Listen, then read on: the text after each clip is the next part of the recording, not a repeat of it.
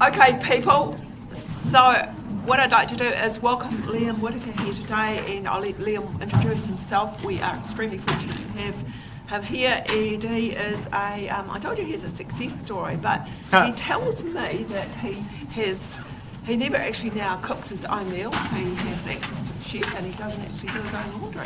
So he has made it.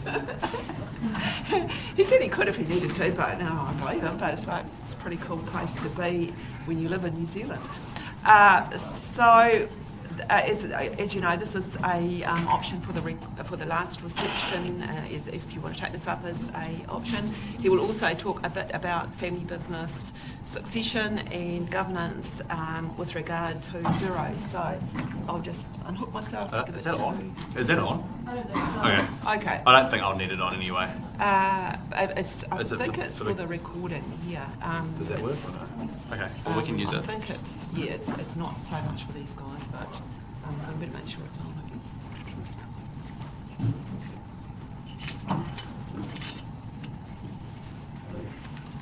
Sound like it's on, right? It's because normally there's this mic here which picks up stuff as well.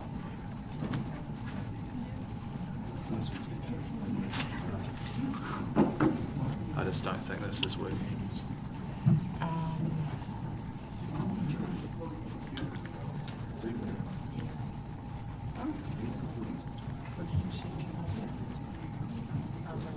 I'm pretty sure this works. So if I get closer to this, is that bring up this volume? So watch this. Watch this. So that's working. Cool. All right. Hello, everyone. Some familiar faces in the room. It's good to see you guys, and that you're still here fighting it out. For those who don't know me and have the pleasure of never coming across me, my name's Liam. I finished at university midway through last year, but actually graduated in December. So I did my last semester via correspondence, did the double degree in law and commerce, or business management, and I work for Xero. So for those who did know me beforehand, obviously there was a story about me going to the UK. Obviously I'm here. So basically what happened was Tesco needed to, well, politely sort their shit out. And they've finally done that, but in the time that I stayed here to support the team here, Nick, who's the CEO, and I'll talk to a bit more about soon, basically wanted me to stay here because we're expanding our operations within New Zealand. So I'm now heavily involved with that side of things, and a fellow student of mine, Ashan Clark, who some of you guys may have had for STMG, he's now the guy over in the UK selling nappies to the Poms. So I thought what I'd do today, and I sort of featured to my sort of style, is I'll give you guys a bit of an overview about Xero. I'm conscious that Paige spoke to you guys as well, so I don't want to repeat things too frequently, but a bit of an overview about who Xero is, what they've done, sort of like their 5 to 10 year plan, because it is quite different to the conventional business which you guys may know, and then move more into a flavour of succession planning and governance structures, and also the family business dynamic. And throughout that, if you guys have any questions, just put your hand up or interrupt me, I don't really care. Because it's probably better to have more of an interactive session, because listening to me for 45 minutes probably isn't the most ideal way to spend your Wednesday? Middle of the week. So yeah, anyway, Xero, is anything that anyone wants to ask a question like up front, or things they want me to cover in particular? Excellent. Okay, cool. So Xero started 15 years ago by 3 siblings, Matt, Anna and Nick Mowbray. So a little bit of more backstory to that. Matt, who's the eldest of the 3, I think he's, can I say this on record, turning 40 this year. So he actually started the company when he was 11. So he went to St. Peter's School in Cambridge. We don't hold that against him, but hey, go figure. He won a science contest, a science fair when he was 11 years old, creating a hot air balloon. And so then his dad's quite a hard case. And they were like, let's make a business out of it. So over the coming years, he basically refined that hot air balloon concept. They owned a farm out in where now is Tamaheri. So they built out like a little shed, and they turned that into like a mini production hub. And they started manufacturing these balloons. And then during the school holidays, Matt and his younger brother Nick would then go out door to door, basically trying to sell these hot air balloons. And so that's kind of where Zuru started from. And then at the age of 18, so now Matt's maybe, say, 24, he's gone and sort of done more and more in terms of research on like the mechanical side, like engineering. And Nick was at the age of 17, just turned 18, went to Victoria University to study law. And basically he failed first year and then thought, screw this, I'm going to go move to China with my brother to give this toy business a real go. Because they were actually getting quite good traction on the hot air balloon side of things, but the one barrier to them going to the next level they thought was pricing. And so obviously at that point in time, China was incredibly good from a cost savings perspective. So they moved to China, Matt and Nick that is, at the age of 18 and 24, with a $20,000 loan from their parents.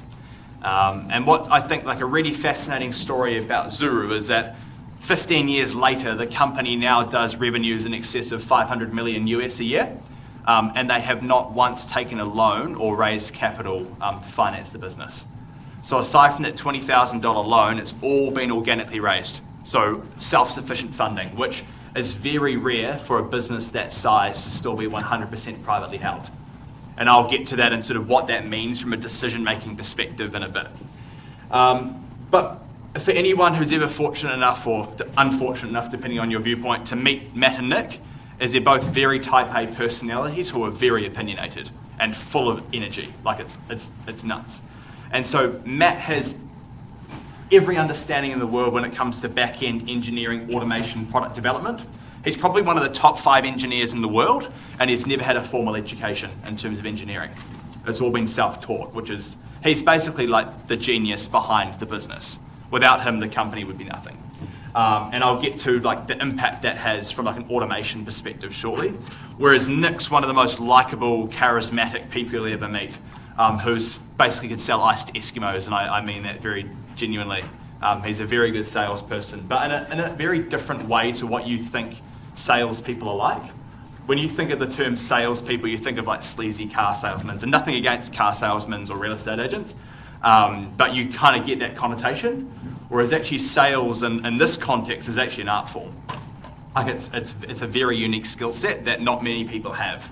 And that's what allows them to sell to 121 different countries. I mean, at the age of 20, this guy, being Nick, signed David Beckham's agent for a license for a Tamagotchi with absolutely no money. Like he managed to get them to buy in on the vision. And actually, the story behind that was he got the license for this. Do you guys remember Tamagotchi? Or are you guys too young? Yeah, right. So he got the David Beckham license for it. He went to the Walmart buyer and said, basically, I've got the David Beckham license for this Tamagotchi before he got the license, and said, I want to sell you guys this product. And they said, yep, we'll take 1 million units. And then he was like, holy shit, I don't even know how to make this, and we haven't got the license. So then he goes to David Beckham's agent, convinces him to give him, I guess, the license without paying him anything. They then go to a manufacturer being like, we don't have any money to finance this, but here's a letter of intent from Walmart to purchase 1 million units. This guy who's the manufacturer at this point in time is the 3rd richest person in Hong Kong, which is saying something, and he's also known to be incredibly cutthroat. Like, imagine Mafia-esque back in early 2000s. So anyway, then what happens is Nick gets a call from the Walmart buyer after he's managed to facilitate all of this. And the buyer goes, sorry, Nick, I've got my calculations wrong. We're going to have to halve the order to 500,000 units. And Nick's whole negotiation with these pricing and these relationships have been off $1 million order. And so it gets worse because then the buyer comes back again and goes, actually, we only want 300,000 units now. So not only now can Nick no longer pay the guy who's known to like order hitmen on people, but then there's also the David Beckham agent problem in there as well. So anyway, Nick, being very charismatic, flies over to the US, to Bentonville, to meet with the Walmart buyer, convinces her to push the order back up to 750,000 units somehow. What then happens is the product launches, he pays the debts that he owes to the respective parties. The product absolutely flops. They sell like 100,000 units. The Walmart buyer loses her job as a result of it. And then what makes it worse is that exact same day, her husband gets hit by a car and dies. Yeah, so how's that for family business? No, I'm kidding. But yeah, so it's slightly somber, but it shows you the extent to which this guy is so charismatic, right? So you've got Nick at one end who's incredibly full of energy. He's the visionary behind the business. You've got Matt who can basically make Nick's dreams a reality by making it work, right? But then what happened is about a year and a half into the story, they realized they had no idea how to manage people or money. And that's obviously quite an important thing in business. So they then called up their sister Anna and said, Anna, can you come work for us over in China? So sure, she came across, and basically her entire job for the last 13 years has been ensuring that the boys behave. And like that is a really hard job, like really hard. And so she covers everything, all operations. So finance, legal, HR, IT, marketing to some extent, which I'll talk about as well, and the issues that causes. But she's across everything, like an absolute powerhouse of a woman, like is phenomenal at what she does. What skills did you have before she went there? She did a food science degree at Massey. Nothing really related. Nothing. And Nick, once again, didn't have any formal education as well. And so what's really interesting from a culture perspective is being a family business, that all three of them had had no real relevant formal training, is that they have the exact same mindset when they recruit people for their own company.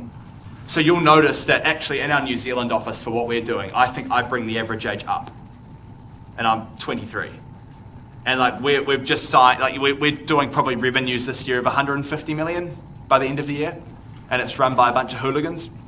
Obviously with these guys at the top who direct things, but that's their whole mantra, is that if you find young, ambitious people who are quick to learn and want to be a part of something big, then they've got that ability to offer you that, because they've gone and they're proof that age is just a number. And so our entire premise as a business is on this concept of meritocracy. So if you've ever seen, do you guys know 3G? Not the cell phone network, but the hedge fund. They own like Burger King and a lot of like big global brands. What they do is they go in and they buy equity stakes in businesses that they think they can turn around or make more profitable. So they go in, take over ownership, change things up, and then sell it or hold on to the shares. They did Burger King, they've also done Lego. And so Lego was a really good example of how basically 3G's model pioneered this meritocracy concept. Lego was about to go bust because they had too many products. They had no real scope of like controlling everything. They had really poor cash flow management. And so basically 3G bought into the business, fired all of the senior management team and replaced it with top graduates who had been recruited by McKinsey, Bain and those big BCG companies. That company then in 6 months turned around completely. And so what this young workforce, I guess, did, and it's something that we operate with, is that there's no manual. And so one of the key things I'd encourage you guys to think about is that best practice across all forms of business is simply best practice because it's been done for 100 years. It doesn't actually mean it's the best way to do things by any stretch of the imagination. And like one of our things is that we never have more than two chains of command. So you're never more reporting to more than two people in a business. It's a very flat hierarchical structure because that allows for things to happen really fast. We don't believe in board meetings or board minutes, like what a waste of time that is. Like if you're paying someone to write up notes from a meeting for the sake of like documenting it, like that person could be doing something else which adds more value. And like the entire metric the company works off, like we don't really believe in KPIs or any of those sort of traditional metrics. It's all about people's return on time.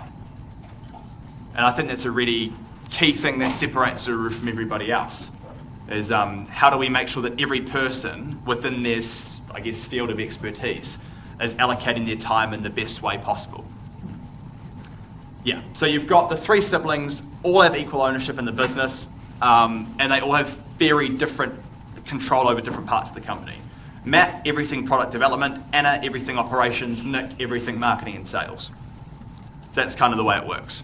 And then underneath them, and from a toy perspective, which is I guess where the majority of their business comes from at the moment, you've got a couple of key people. You've got Coco Chan, who is Zuru's first ever employee, and she heads up all new product development. And quite literally, if she left tomorrow, the company would be screwed. She manages over 150 staff, and it covers everything from engineers through to project managers, even some of the creative team as well. And so her team is in charge of sourcing materials, sourcing factories, getting the best price, molding or creating molds for, you guys know how plastic manufacturing works, but like creating molds, which then help create the products, tooling all of that stuff up, working with product design. So all of that she manages. And of course, like our base of our business is based out of Shenzhen. So all of those staff are actually Chinese. But what's really interesting is, like Japan in the late 1990s, when everyone started to realize that they were actually really good at what they did, and companies started to flourish because they gave Japanese an opportunity to express themselves creatively, the Mowbrays saw the exact same opportunity in China. Because yes, it was known to be a cheap source of labor, but their whole concept was actually, if we leverage that, but also make our employees feel good. So lunch and dinner provided, sleep pods, table tennis tables, basketball courts. Like the office over there is phenomenal. I was there for 6 weeks earlier in the year. And we give people an opportunity to express themselves creatively. Like that's something that no other Chinese employer, there are very few now even, that offer that.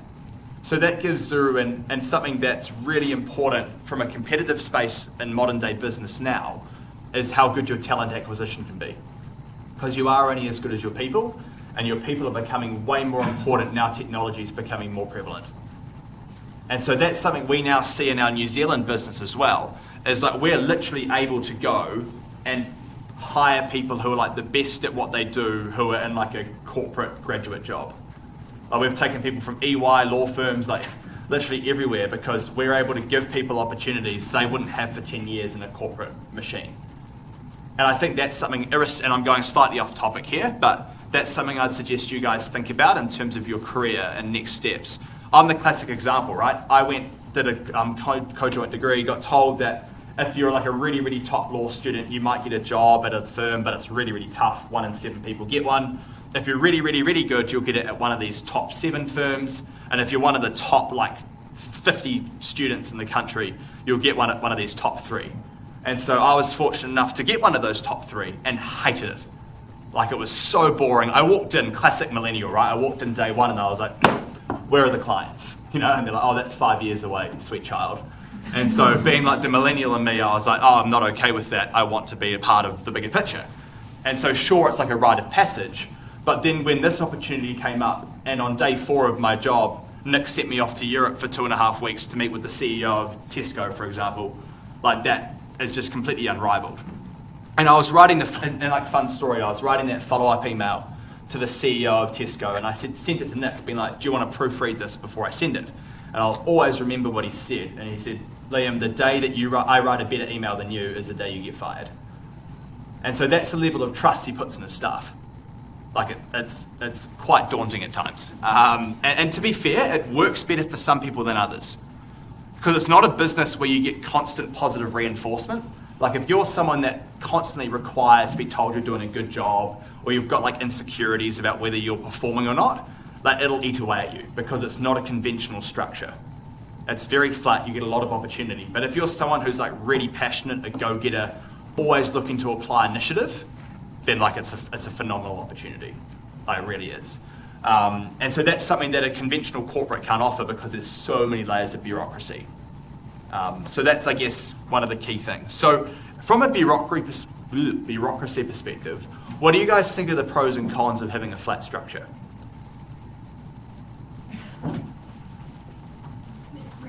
Less red tape, so things are moving a lot quicker. For sure, and that's one of Zuru's core competencies, right? Is the ability we can go from idea to execution in like 6 months. So Bunch of Balloons, which I'm sure you guys will know of, that went from signing the licensing deal from the guy that created the product or the patent to literally having a fully fledged automated machine in 6 months ready to ship product. For most companies, that would take probably 2 years. And because it's owned by the 3 siblings, if the 3 of them agree on something, like it's game over. Like no one's going to stop them from doing it. Whereas with traditional corporates, it's got to go up this like chain of hierarchy, right? So it's very, very fast. What else is like a benefit of having like a flat structure in this context? More flexible to changes within the market. For sure. Yeah. So as equally as you can make decisions about where you want to go strategically, you can adapt a lot faster as well. You're way more agile. And especially now with how like technology and specifically the likes of Amazon is disrupting things, like that's becoming more important. Being the king of anecdotes, do you guys know, and it's a fun fact, that Amazon's KPIs from a retail perspective is they're prepared to lose up to 50% on everything they sell? As a business, their retail business online, they're prepared to lose money. Do you know why? Why do you think they're prepared to lose 50% on their retail items? That's very clever. Jeff is a smart man.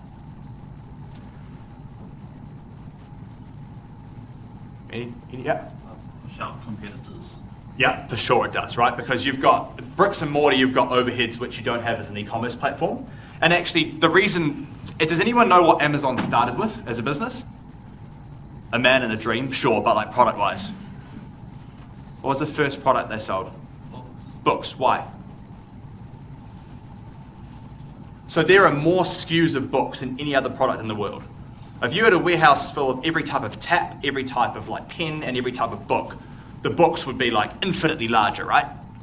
And so that's where he thought the idea for e-commerce made sense, is because you don't actually have to hold stock. And so there's no like brick and mortar Whitcoulls or like Penny's bookstore that's ever going to be able to hold as many books as he can online. And that's his whole logic behind why he started the e-commerce business. But that doesn't help you in terms of why are they prepared to lose 50% on product. You're right, Brandon, that it does make them more competitive and pushes everyone else out. But there's a bigger reason. Yeah. Economies of scale. Yeah, for sure. But there's something even more. It's not very intuitive, but when I say it, that makes sense. This is kind of me stretching, but like the value that they get from receiving data from consumers is You're completely on the right track. So data is one of the two reasons. The other reason is what happens when you've got like the cheapest price in the market. Go on. Huh? I don't know, exposure. For sure. So everyone comes onto your platform, right? Everyone goes to Amazon because they're going to know they're going to get the best price in the market for a product. Everyone's going onto Amazon. That creates their own ecosystem whereby they can then leverage that foot traffic, A, for data, but B, as advertising space.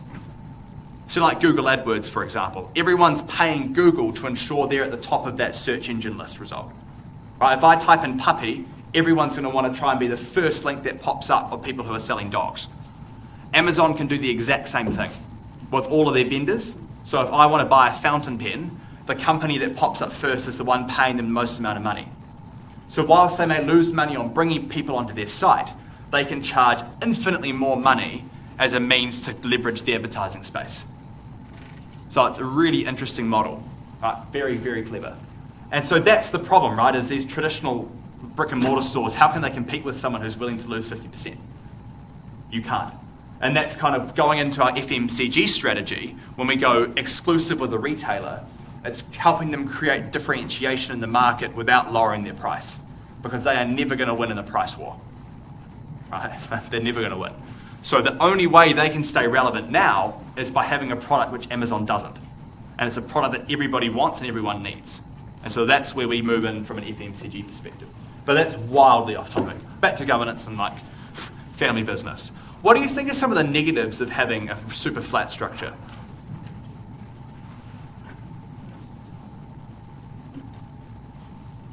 There's less documentation for, like, just how processes go and stuff, what worked well and what didn't. Lack of formality is certainly one. Like, it's very relaxed.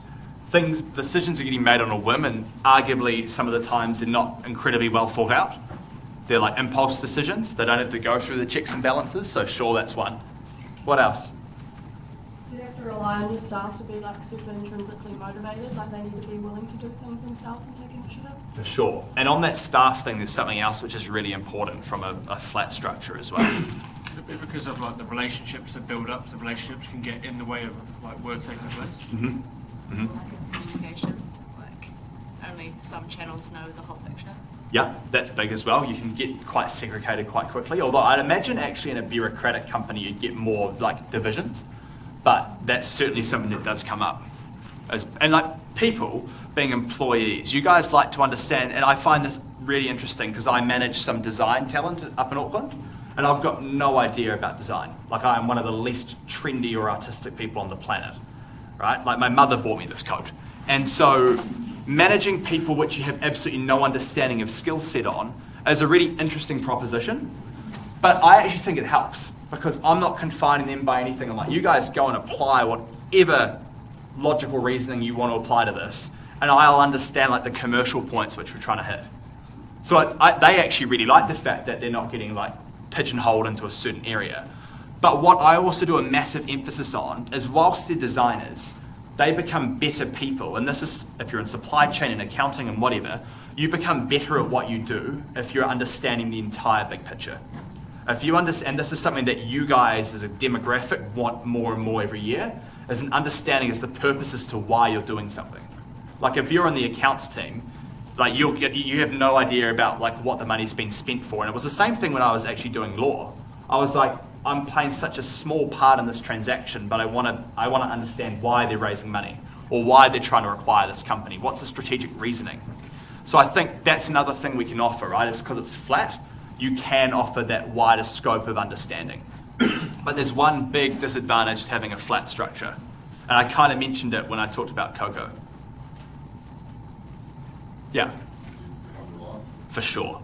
Like, because it's such a flat structure, you've got key people who are managing a lot of staff. And that A, becomes very time consuming, but B, you become very dependent on that person. Like if she left tomorrow, like the company would fall apart. Same thing with the creative director, Adam. He manages all of the creative staff across Hong Kong, New Zealand, Australia, well, not New Zealand, Australia, like China as well. So if he left, there's like a massive void in the company as well. So that's another key disadvantage. It's not a disadvantage, but it's a liability for sure. And that means that they've got way more leverage as an employee, right? If they're going to walk, you kind of have to give them what they want, otherwise you're screwed in the short term. So for sure. Yeah, what else do you think's like an advantage of having, what do you guys think are the advantages of having a family-owned business?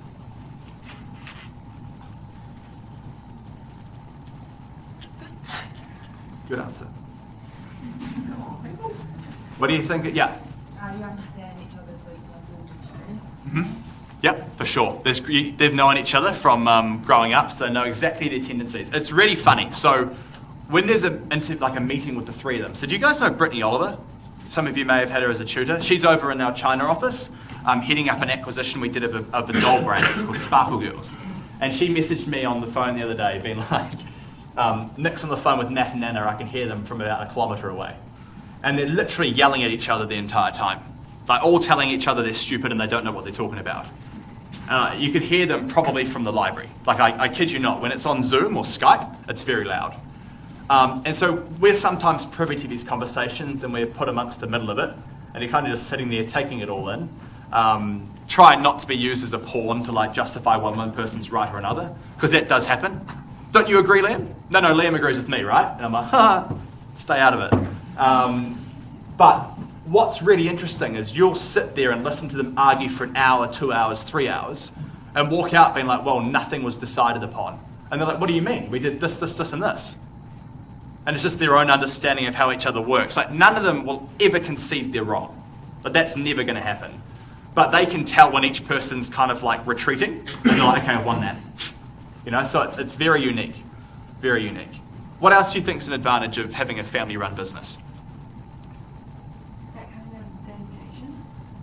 Because this is your family business, you want to like give 100% of effort to it. Yeah. And just like. Yeah, you're not working for a bunch of shareholders, right? You're working for yourself. And your direct result goes straight into your pocket if money motivates you. But for these guys, it's now actually being better than everyone else. The one interesting thing about that, though, is the expectation they then have on everybody else. So they find it really difficult to understand why other people aren't equally as motivated as them. So if someone's not replying to them at 9 p.m. at night, they're like, but why?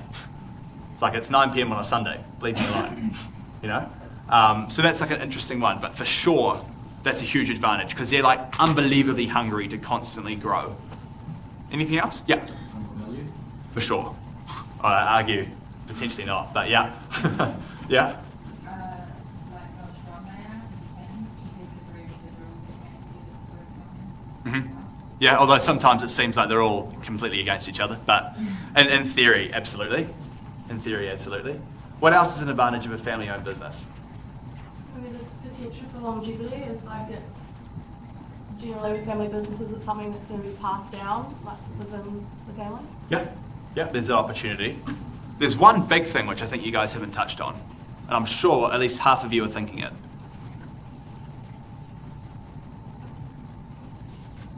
And it kind of talked to my point earlier about the fact they can literally like have a go at each other and it's fine.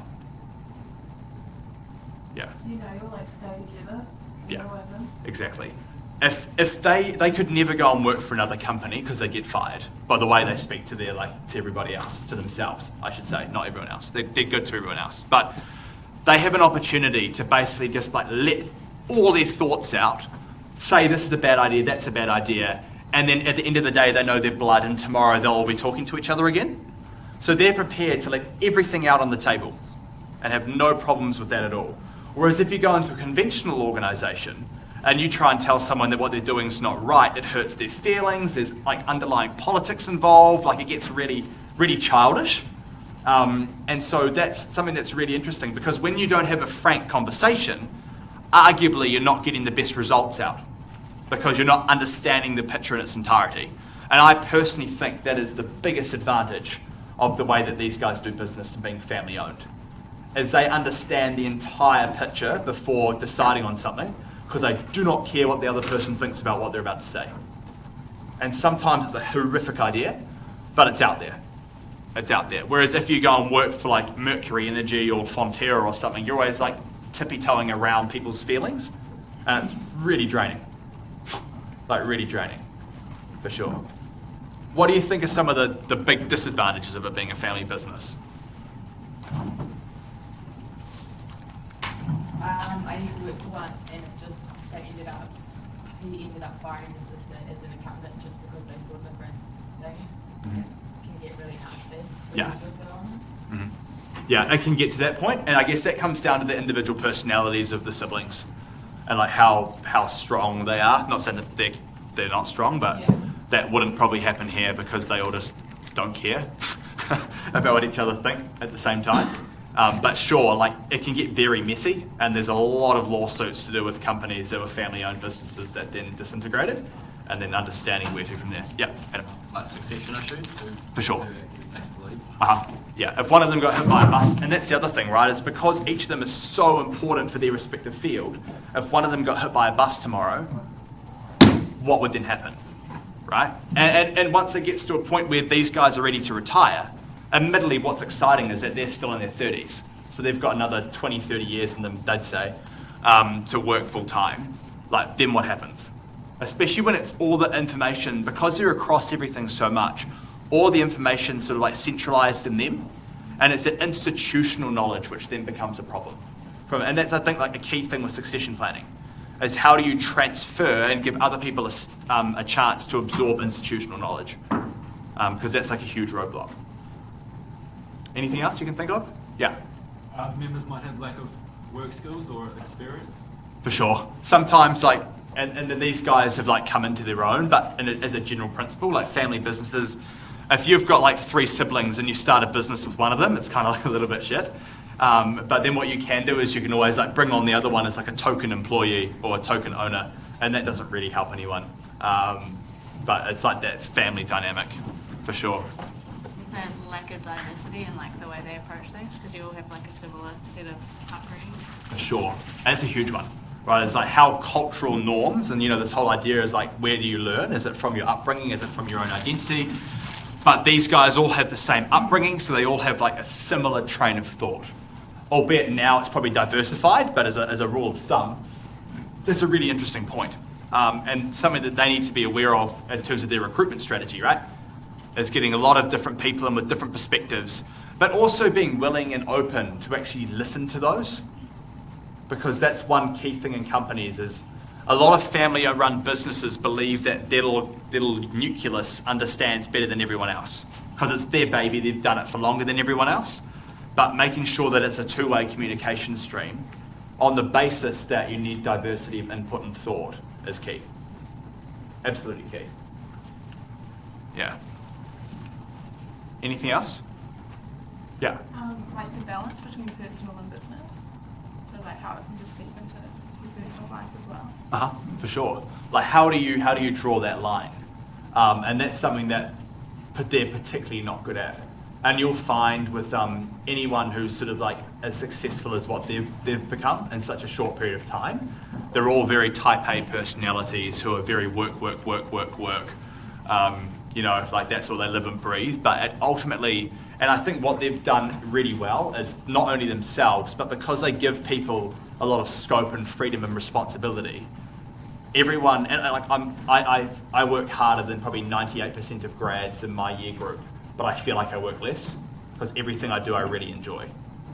So that's really important as well. It's like, how do you put people in positions that they're incentivized to learn and grow from is really key as well.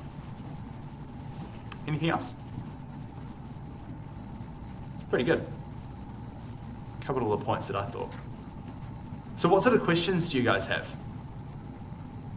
Anything in relation to like either what was talked about, what wasn't talked about, what we're doing next, like even that sort of stuff I'm happy to answer. Yeah. When working in such a flat structure, can you kind of see a future for yourself? Is it easy to see where you're going or not? Yeah, I think it's really interesting because it's such a dynamic company and it's literally growing year on year on year. What's really cool about it, like I'm the perfect example of this, is someone who goes on to do one thing, but then sort of expresses interests and sort of like, I guess, like a potential in other parts of the company. And they're like, okay, perfect, take this and run with it. And that morphs day in, day out. So, for example, like whilst I was in New Zealand waiting for Tesco to launch in the UK, I learned everything about logistics, which I thought anyone here doing a supply chain major? I thought it was the biggest waste of time at university, but it's so important in business.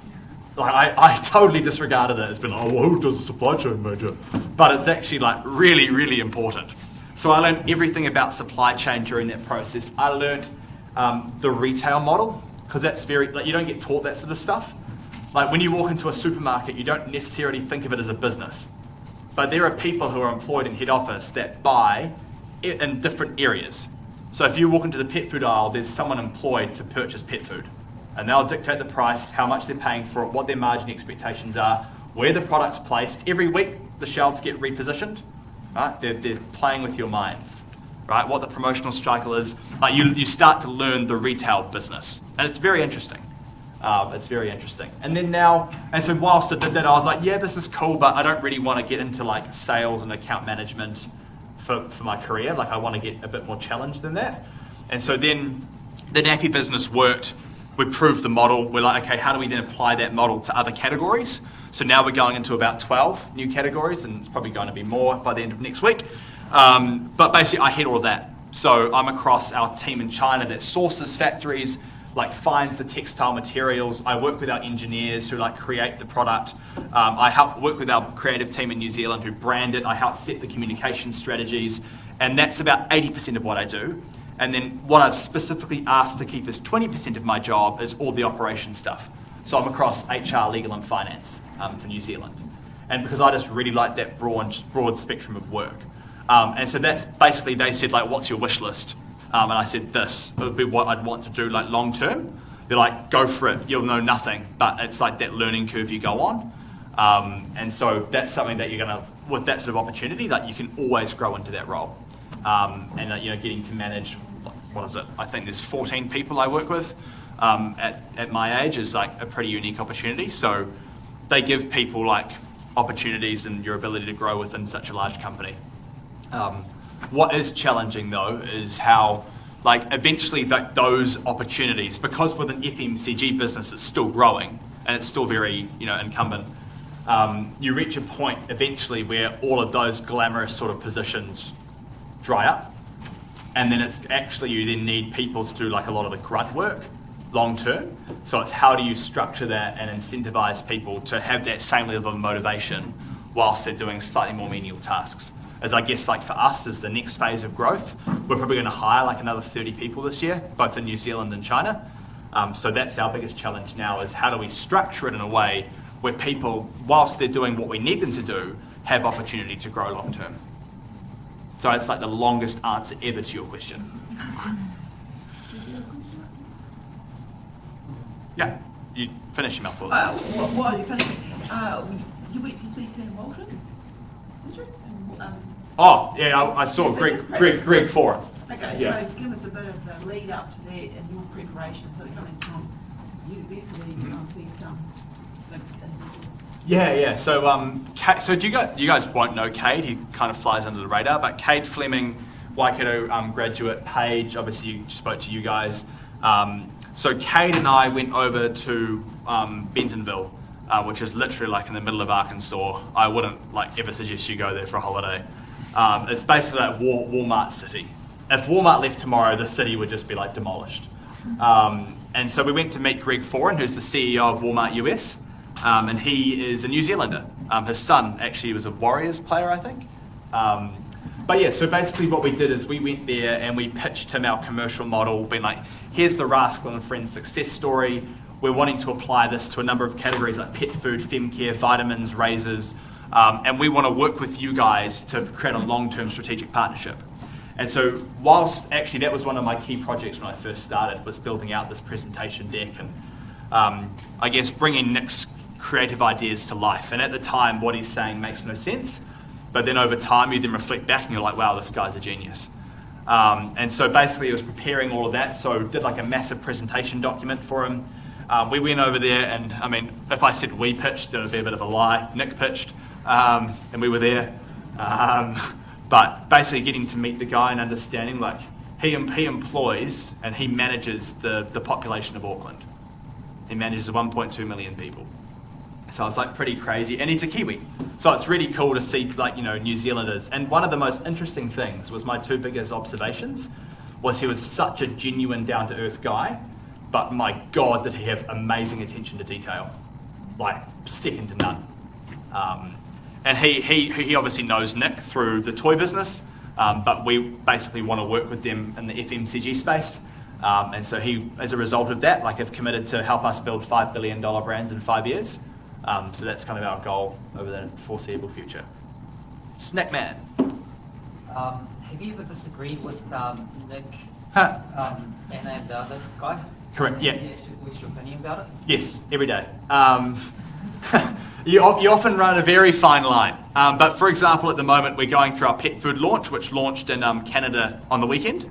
And we launched the product, the pet food, the cat food is purple, and the dog food's orange. This is going to get somewhere eventually, I promise.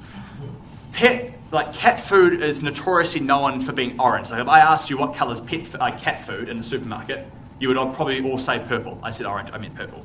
Why do you say purple? Whiskers, right? And this is what I was trying to get into. So they own a trademark on the Pantone that is that purple colour. And so our cat food was also purple, and I said, look, we're going to get sued. We're going to get sued. They're going to take the product off the shelf whilst it gets decided. And Matt's like, no, you don't know anything. I was like, our Max product just got recalled with Lego, so clearly you don't know much more than I do. But we've been having this back and forth argument literally for about 2 months. And so every NPD, we just literally butt heads. We still haven't decided where we're going because it's launched in Canada with those two colours, so we'll see if we get sued. But it's interesting because all three of them are super opinionated, but I find that if you have logic and reasoning behind it, usually they'll back down over time, but they'll never say, yeah, you're right. You just gotta, 1 week they'll just not bring it up, and you're like, okay, cool, it's a victory. Yeah, so it's different people have different approaches. I will tell Nick and Anna they're wrong, no problem. I find Matt a little bit harder to work with. But you just have to understand their personality types and where they come from. So it's all about relationship management, for sure. Yeah. Do you want to tell us a bit about the setup at Coatesville? Really? Okay. So obviously, I guess the Zuru story hasn't been that well documented until about 2016 when they bought the .com mansion. So that house was not owned by Kim.com. He only ever rented it. It was the first myth to be bust. It was owned by the Crisco family. So that was the Christmas hampers, where they basically just committed fraud for their entire business model. But that's okay. So I guess how do I say it? It's a big house with 28 bedrooms, I think, 4 swimming pools, tennis court, a ball pit, which is kind of fun, a gym, I've heard. What else? How many cars and what cars? Oh, they've got 3 cars, which they actually just bought a 4th. So they've got 2 Rolls Royces and a Ferrari. I've never been one for cars myself, but like having driven the Ferrari, I was like, you just do it for the noise. So Kate and I took a fun story, given we're going off topic. We attended an investor event on behalf of Nick because he wasn't very well. So Kate and I went, he drove there, I drove back. And like literally people were just like stopping in the street and like, what the hell are these two like morons driving this Ferrari? They must have thought like we jumped on Bitcoin or something. But yeah, it's a very interesting setup, and they've just bought a like this $280,000 Range Rover or something, I don't know. The novelty wears off, which is the bizarre thing. Like it's just a big house. But yeah, it's funny because they're not like overly flashy about it either. It's actually just like a really good business tool more than anything else. Like if you go there trying to get someone over the line for a deal and they're in that house, like that illustrates their success. And I think that's actually probably one of the smarter investments they've made in a business from a business perspective. Like I've never once not secured a deal after meeting someone there. Yeah. I get told I should do that with my relationships as well, but there's a bigger obstacle to overcome. Yeah. You've got to be likable apparently. Yeah. Any other questions? That's recorded, right? Shit. Any other questions? Yeah? Oh. I have a question, but not related to the business, but more like a learning side of it. So, all the people I know, they just say Liam's the smartest person I know, something like that. So I just want, I don't know, T taught me that. Oh yeah, don't listen to anything he says.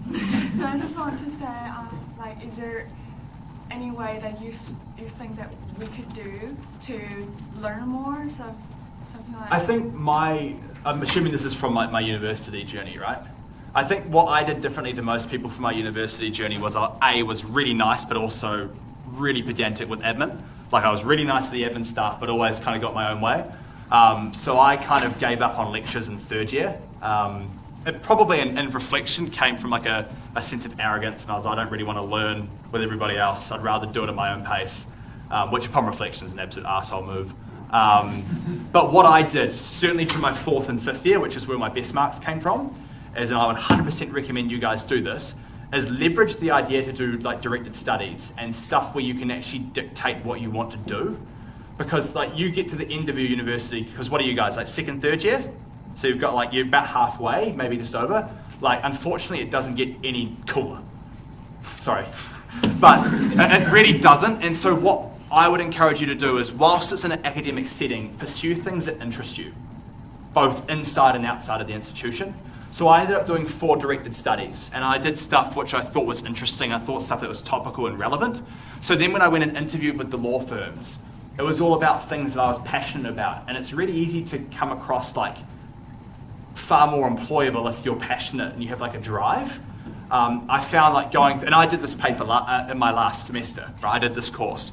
And I just said to Steve, can I just do like a big consulting report for this engineering company that's going through a merger and cut the bullshit? And he was like, sure. So like people will often give you that opportunity because there's greater real life application to it. And I would say, remember what the purpose of this is for. University gives you 2 great things. A great ability to learn and like logically apply logic to situations, and how to work with people. And those are the 2 key takeaways you want to take from a university experience. But you also need to remember like this is a stepping stone. And so how do you get the maximum value out of that? And to me, that was how do I do like directed studies on like cryptocurrency financing and like legal regulations. I ended up talking to the Financial Markets Authority once I published that, and they wanted to talk to me about how to regulate ICOs. I did that consulting report, which was for 2 engineering companies merging. And like we did a presentation to the senior board of directors, got to meet those guys. And so it was stuff that I was interested in, but also had real life application. So I would say that is by far my biggest suggestion.